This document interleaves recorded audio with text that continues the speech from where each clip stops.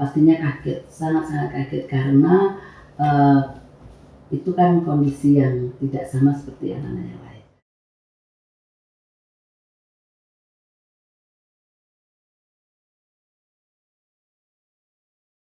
Saya pribadi, yang pertama karena saya tidak tahu kondisi itu seperti apa, sama sekali tidak mengerti. Kemudian yang kedua adalah nanti kalau memang kondisinya berbeda akan seperti apa kehidupannya kelak.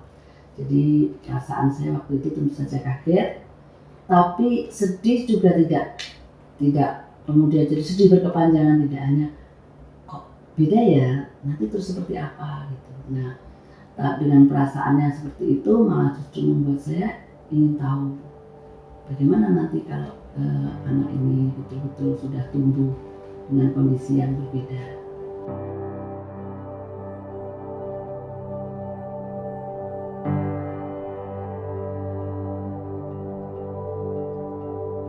Saya menganggap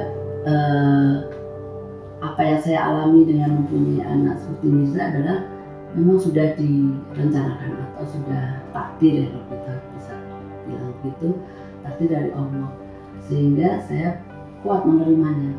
Dan sebagai orang yang beragama, yang sudah diajarkan nilai-nilai agama, saya percaya kalau kita diberi sesuatu atau takdir itu pasti, apapun itu baik atau buruk, pasti ada hikmahnya di balik itu. Sehingga kalaupun takdir saya itu dengan mempunyai anak seperti Mirza akan mengalami kesulitan, merawatnya, mendidiknya, membesarkannya, pasti ada solusinya.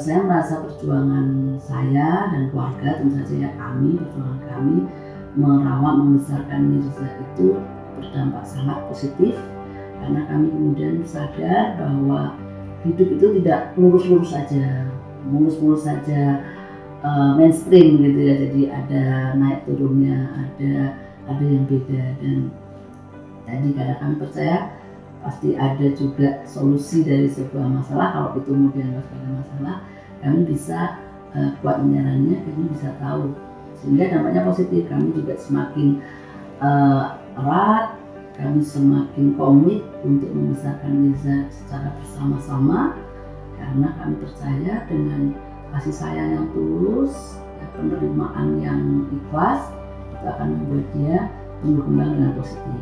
Nah, itu dampak bagi keluarga saya dan keluarga.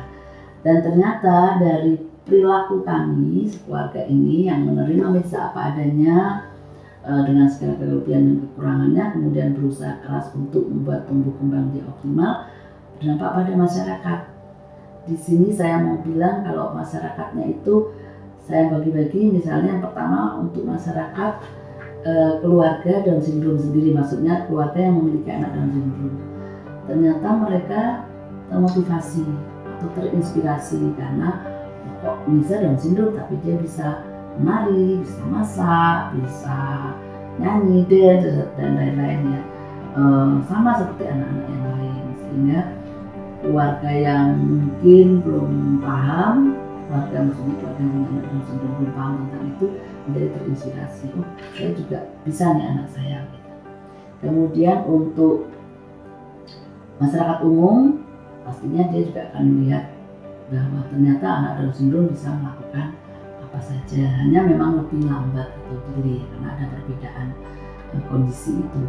Nah, dengan adanya masyarakat yang paham bahwa mereka bisa melakukan apa saja, dan yang pasti mereka paham bahwa itu bukan penyakit, itu bukan suatu kondisi yang menular, atau itu bukan sebuah insanity atau kondisi anak gila seperti itu, maka masyarakat menjadi mau menerima. Nah, dengan adanya penerimaan dari masyarakat tersebut, kan anak dan syndrome merasa dia diterima, sehingga kemungkinannya tidak terima.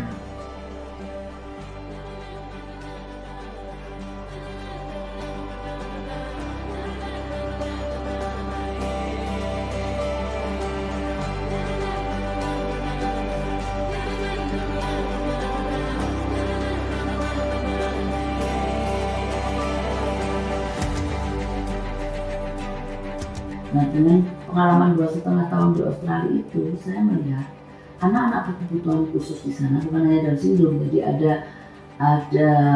macam-macam lah, cerebral palsy, autis, ADHD, kemudian daksa, yang pakai kursi roda, yang maaf betul-betul hanya apa ya, yang betul-betul tidak komplit, itu pun bisa berprestasi, bisa melakukan kegiatan sehari-hari, bersekolah, kerja, kegiatan sehari-hari, cuci baju, masak dan sebagainya. Sehingga saya bilang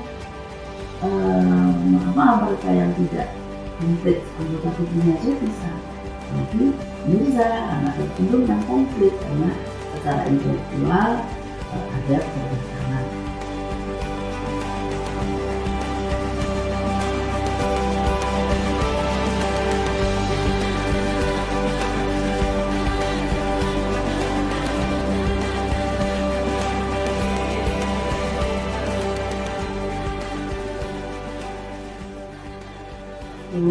Kelas 11 berarti tiap kami kondisikan bahwa kamu nanti akan kerja sendiri. Itu pun setelah dia bilang kalau aku mau besok mau apa ya setelah selesai sekolah, karena dia sekarang kerjanya mengumpulkan barang itu untuk kemudian dijual di tempat yang sedang kami sediakan. Karena kami sudah bicara dengan dia apa sih yang harus dilakukan untuk ke depannya.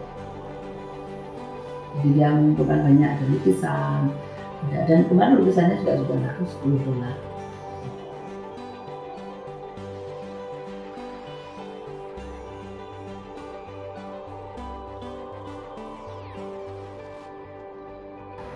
Laptop, remote laptop, remote sibuk sama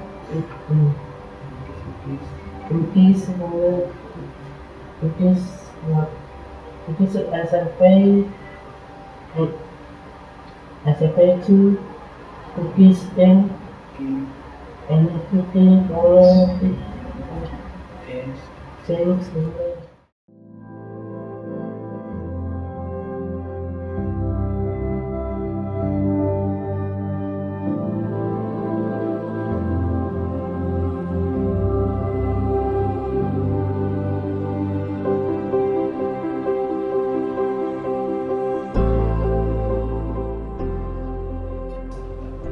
Oke, harapan saya dia semakin dewasa pastinya.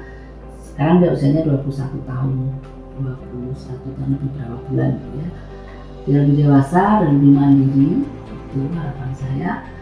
Mandiri secara pribadi dan juga mandiri secara ekonomis. Walaupun itu sangat muluk-muluk sekali ya mungkin, tapi saya tetap, terutama saya dan keluarga, tetap berharap dia akan bisa melakukan itu. Saya yakin ini sama seperti saya yakin ketika saya diberi Allah kepada anak Down syndrome ini, yakin bahwa dia akan bisa melakukan itu. Karena